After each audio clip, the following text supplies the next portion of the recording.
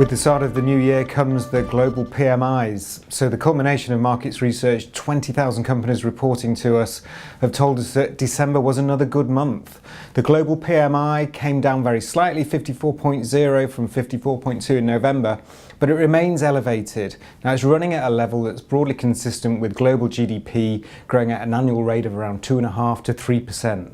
So this is quite a decent upturn that we're seeing. It's not at pre-crisis growth rates, but nevertheless we're seeing sustained growth. What's particularly encouraging about the upturn is just how broad-based it is. If we look at the developed world countries, we can see that it's being led by the UK, where the PMI is running at a level that's broadly consistent with 1% GDP growth. Now it's followed by the US and Japan, where again, buoyant PMI readings, they're signalling growth of around 0.8%.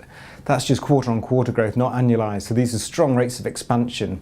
Now even the Eurozone, that's expanding as well. It's not growing at the same fast rate that we're seeing in the US, Japan or the UK. It's more like 0.2% GDP growth. But nevertheless, it's growing. So this is a broad-based upturn that we're seeing in the developed world.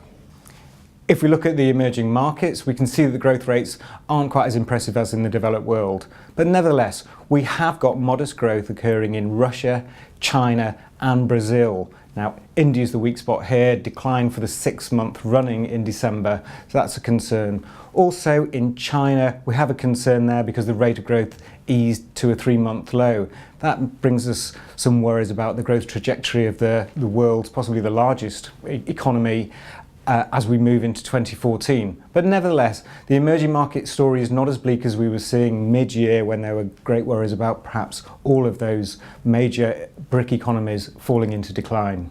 Looking at where we're going into 2014, the global PMI does bring us some encouragement, not just that broad-based nature of the upturn, but when we look beyond the headline output indices, the employment index from the global PMI and the new orders index from the global PMI, both are running at their highest levels since early 2011. So this suggests that companies are seeing faster growth of demand, and that's encouraging them to take on staff at an increased rate. This means that companies are spending, but also that employment upturn should feed through to households and consumers and boost spending in the consumer sector as well. So this looks like a good start to 2014.